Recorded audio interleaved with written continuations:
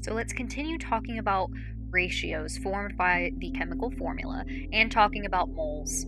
And we'll put those two concepts together and bring it up in percent composition here. So percent composition comes into play because compounds are, in fact, pure substances that have those chemical formulas have subscripts that indicate a fixed proportion of different elements that contribute to the whole molecule. So, for example, caffeine, a pure substance, is always this molecule C8, where there's 8 carbons, there's 10 hydrogens, 4 nitrogens, and 2 oxygens. Caffeine will always take on this this chemical formula. And so what I mean by fixed proportion is that these numbers don't change.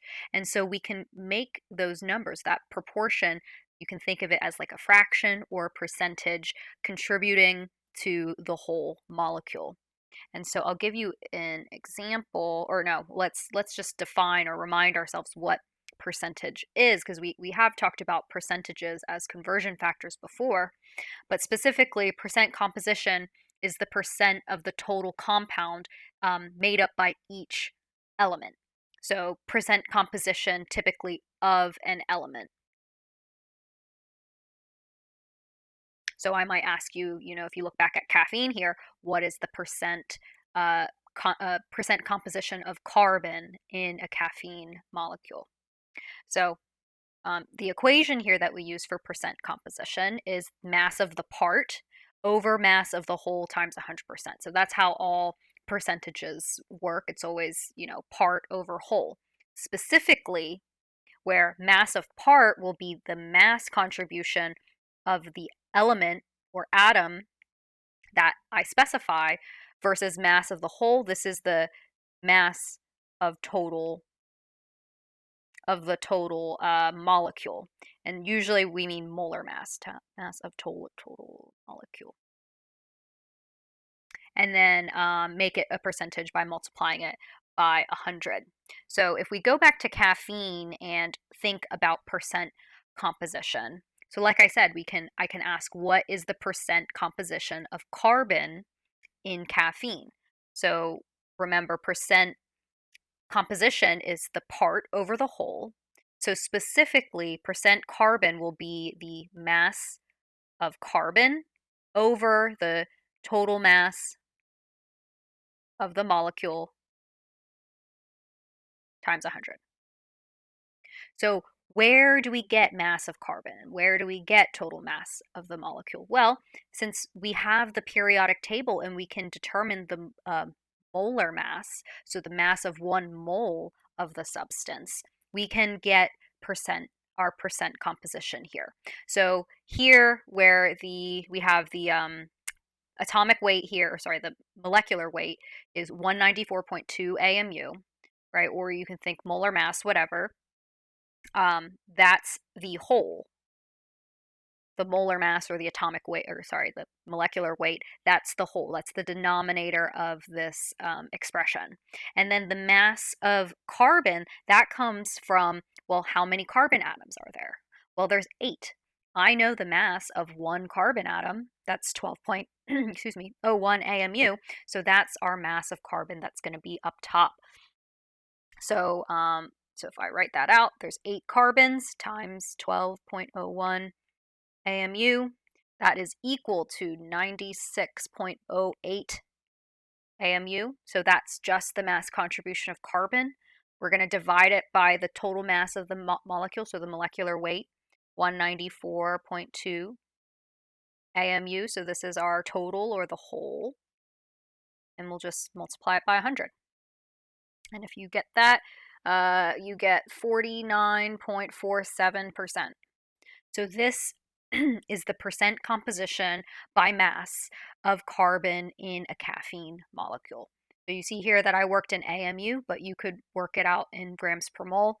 It doesn't really matter in this case.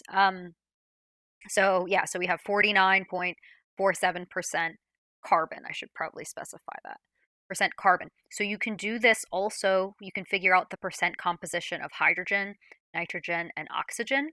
Again, all you would have to do is change the numerator to match the weight of whatever atom or element that I'm asking for. So if you go ahead and do that on your own, if you calculate the percent composition of hydrogen, nitrogen, oxygen, taking note of, how many of them there are. So hydrogen would be, there's 10 of them. You'd multiply by 1.008 AMU versus nitrogen, that would be in the numerator. Nitrogen, there's 4, so it's 4 times what? It's like 14.00. Oxygen would be 2 times 16 AMU. So all of those would be in the numerator, and you would divide by the whole times 100. And so you get those percentages here. And then if you add all these percentages up, you should get 100%. So let's do another example looking at percent composition of different elements in a chemical formula. So here we have lactic acid appears on the blood after vigorous exercise. What is the percent composition of carbon, hydrogen, and oxygen in lactic acid when it has this formula? So my strategy here, if we're given, we're given a chemical formula, our strategy is to think about, okay, remember, percent composition is equal to part over the whole.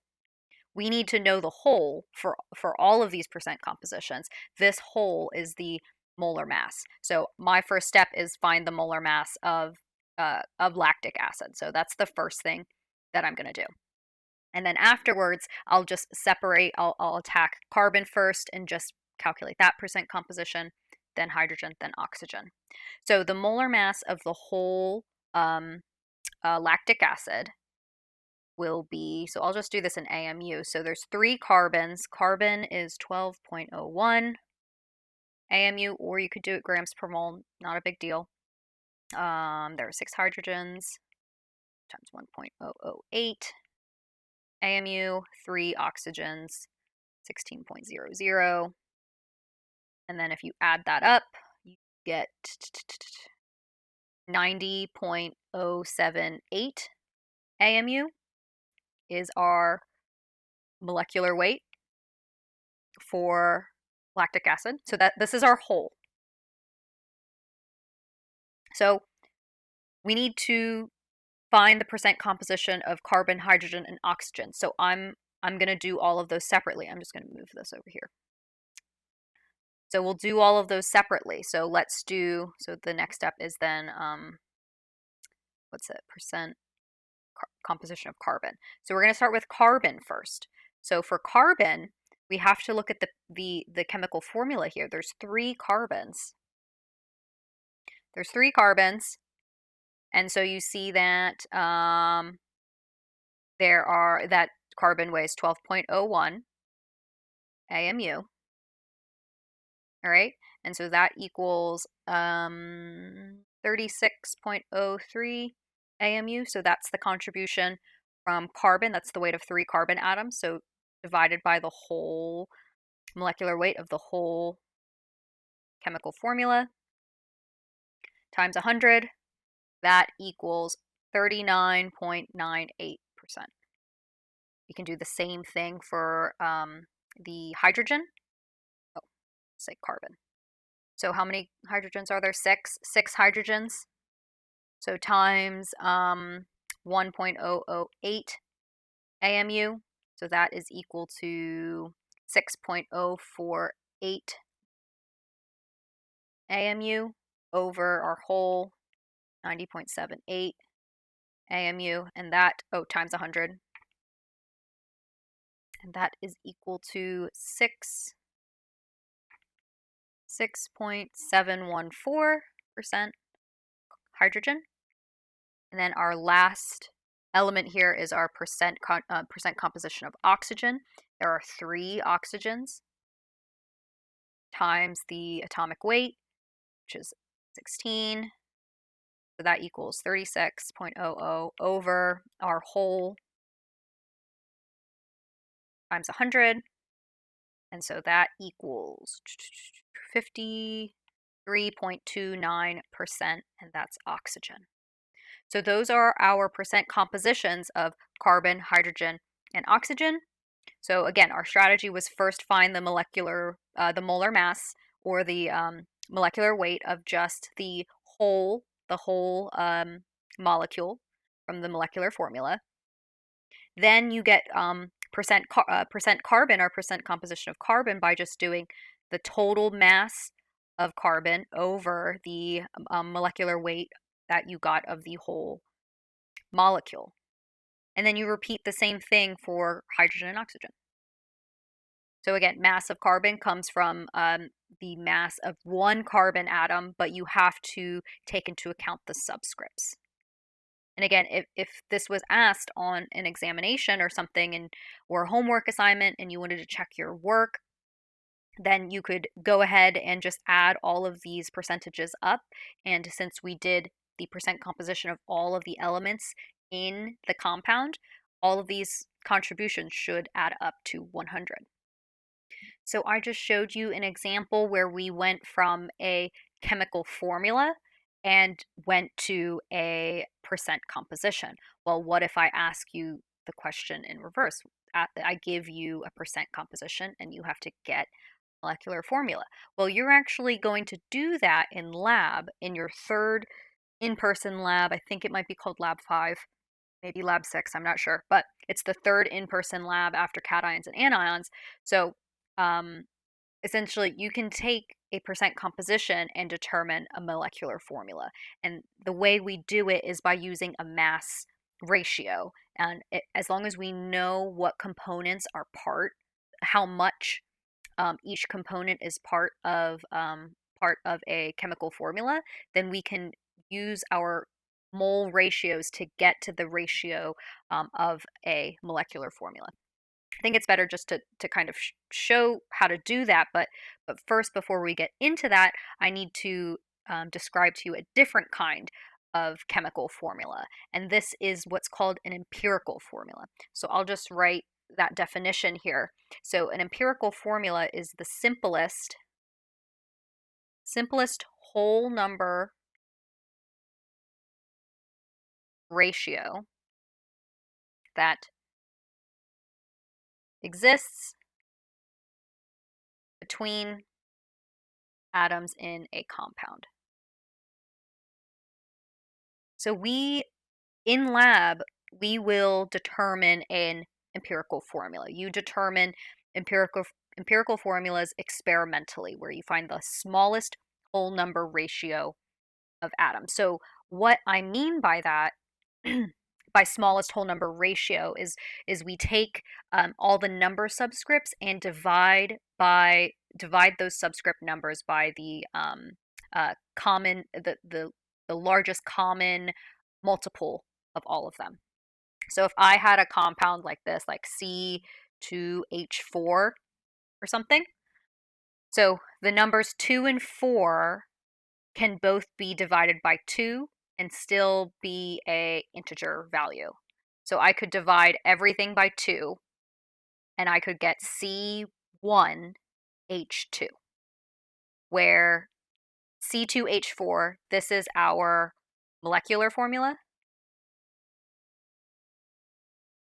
and then CH2 is our empirical formula, where, so remember our definition, the simplest whole number ratio that exists between atoms. So because we can divide both these subscripts by 2 still, this is the simplest way to represent the ratio of atoms, because there's a 1 implied in front of this C. So I can give you another example. So if I had like C6H6, so C6H6, both of those numbers are divisible by 6. So if I divide by 6 for both of those, we would just have CH. So C6H6 could be our molecular formula. Our empirical formula for this particular compound would just be CH. So this is important because when we use percent compositions or mass ratios, we will always calculate an empirical formula. We actually have to have an extra step to get to a molecular formula. So in these next questions, we will be calculating empirical formulas, the simplest whole number ratio between atoms. So experimentally how, or in a word problem, whatever, uh, to determine an empirical formula. There's a number of steps, right? But it's very there's a very specific strategy to do it, and as long as you do these steps in the right order and convert the right things, then you'll always be right. So the first step for determining an empirical formula is first to obtain the masses of each element component. So we need values in grams of each element. So if it's like carbon and hydrogen, I need a mass of carbon atoms and I need a mass of hydrogen atoms. Then you need to convert those grams into moles of each component. Be specific, of what element it is. All right, so if this compound only has carbons and hydrogens, you need to convert the carbon mass to moles of carbon using the atomic weight or molar mass of carbon. So this is element specific. Convert mass of element to moles of that element. Then, once now you have a list of a bunch of moles of different elements, you want to look at all of those mole values and divide by the smallest mole amount from step 2. And so this is what I mean by determining mole to mole over mole ratio. You'll just divide by the smallest number. So then this ensures one of the numbers will be 1. And then like the integer 1. So it kind of gives you a baseline. So once one of your elements has a subscript of 1, ensure all of your other mole ratios are whole numbers. And so you might have to multiply all the ratios by a certain integer if not all of them are whole numbers. So I think it's best to just do a practice problem. So we will do a practice problem here. So a question could be asked like, okay, what is the empirical formula of a compound that is 47.2% copper and 52.8% chlorine by mass? So remember our first step, obtain the mass of each element component. Well, they didn't give us a mass, they gave us percentages, but they told us that these percentages are by mass. So when you're given a percentage, pretend like you have 100 grams of the sample. So if I have 100 grams of the sample, then if 47.2% of that sample is copper, then that means I have 47.2 grams of copper. And then if I have a 100 gram percent sample, then 52.8 grams of it will be chlorine. So that first step that says like ensure you have a mass of each component, that's what we did right here where we converted those percent compositions to masses. And that's just essentially by replacing the percentage sign with grams, because what you're doing is just assuming you have a 100 gram sample of this particular compound. All right, so that's step 1. Step 2 is convert everything to moles. So we need to find moles of these things. So how I like to do it is I take each mass or each element and give it its own line. So I start with copper, so 47.2 grams of copper. All right, give myself enough room. And then I do another line, 52.8 grams of chlorine. So now we need to get moles of those different elements. So I need to convert to moles of copper. So I have to look at the periodic table and find the molar mass specific to copper. So copper is 63.55 grams of copper is 1 mole of copper. So that will equal something. Do the same thing for chlorine. So chlorine, 1 chlorine atom is, or 1 mole of chlorine is 35.45 grams. Chlorine is 1 mole of chlorine. All right, and then you stick that into your calculator. Do I have this? So yeah, okay, so 1 mole, so of copper, moles of copper is 0.743 moles of copper. And now if you do the expression for chlorine, you have 1.49 moles of chlorine. All right, so that's step 2. We converted those masses to moles of those specific elements. So what is step 3? Oh, I gave myself space to do this. I'll just move it down here. All right. Okay. So we did step 2, find moles. Now step 3 is determine the mole to mole ratio by dividing by the smallest mole amount from step 2. So look at the mole amounts that we got. We got 0.73 and 1.9. 0.743 is smaller than 1.9. So what I'm going to do is divide both these numbers by 0.743. 0.743. Because what this does is ensure that the copper ratio is 1, that it becomes an integer. So if I divide 0.743 divided by 0.743, it becomes 1 mole of copper. So that's our ratio there. And so then if I divide 1.49 divided by 0.743, you essentially get 2.004, which is essentially 2 moles of chlorine. So now we have this ratio. There is 1 mole of copper for every 2 moles of chlorine. So step 4 is ensure all mole-mole ratios are whole numbers. So in this case, they are, because this, come on. So this value, 2.004, that's so close to 2, it's virtually just the integer 2. So everything is a whole number, all these ratios. So that means there is 1 copper atom, or you can think 1 copper atom, 1 mole, for every 2 moles of chlorine. So we could write this formula as copper, 1 of them, with 2 chlorines. So this is copper 2 chloride. So this is the chemical formula, where essentially I found the subscripts by finding the mole to mole ratios here. So the step that students really struggle on is getting to this step right here, just finding moles of the element and dividing by the smallest number. Are we going to do another? Yeah. So we'll do another practice problem before we finish this section. So more empirical formula practice. So I will mention that this is the empirical formula of the substance that we're looking for. In the next set of slides, I'll talk about molecular formula, but just keep in mind that this is just finding empirical formula. So aspirin is 60% carbon, 4.5% hydrogen, 35.5% oxygen. What is the empirical formula? So we're essentially doing those same 4 steps. We're going to we need to put all the elements in a mass.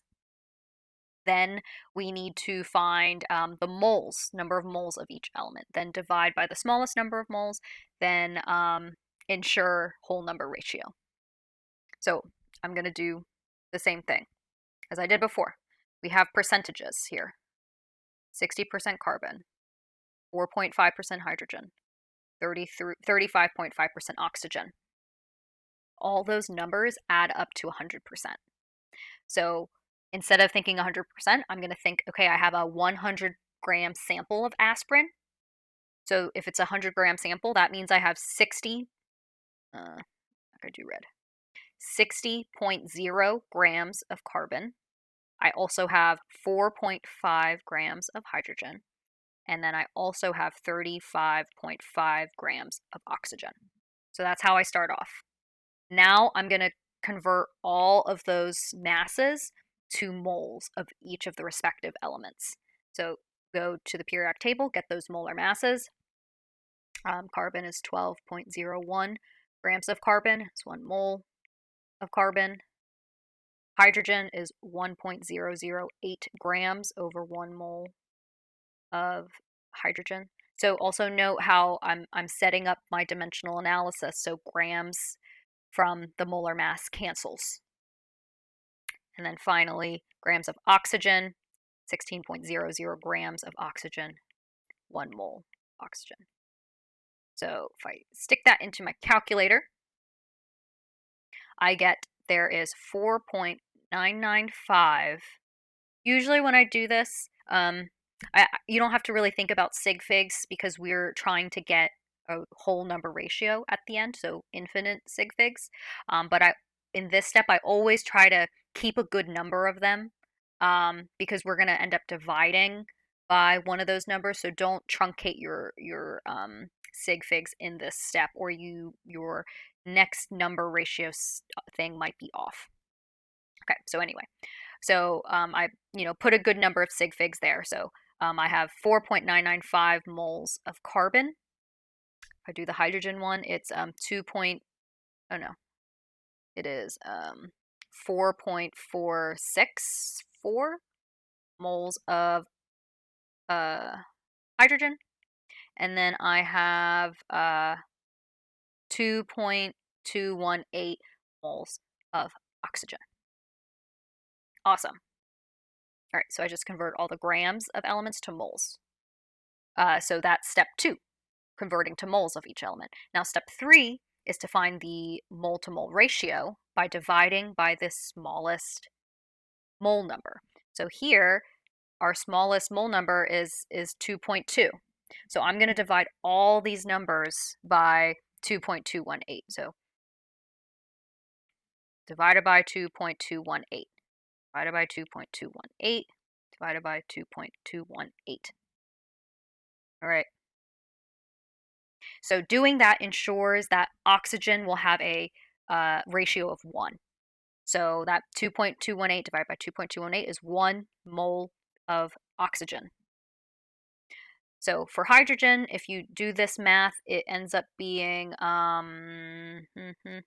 2, exactly 2 moles of hydrogen. And then for carbon, so 4.995 divided by 2.218 is 2.25 moles of carbon.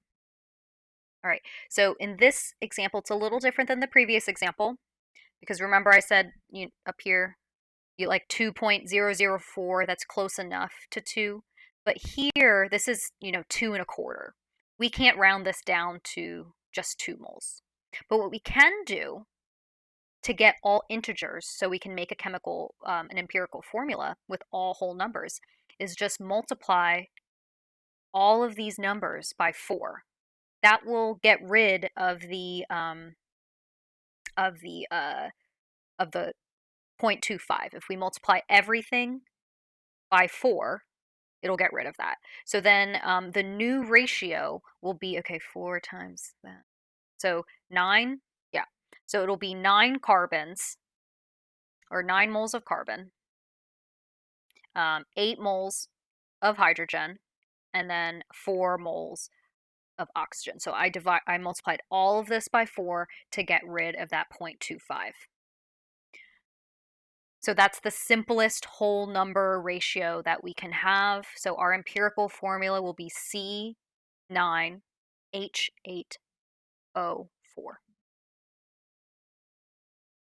Right? I'll give you an example if you had a number that ended in like 0.5, so if you had a number as 1.5 or something, then multiply by 2 to get rid of it. Right? Multiply all the ratios by 2. Like I said here, if you have 1.25, you want to multiply by 4. If you had something like 1.33, multiply everything by 3. All right, and so forth, to try to get the first whole number by multiplying by the lowest integer. All right.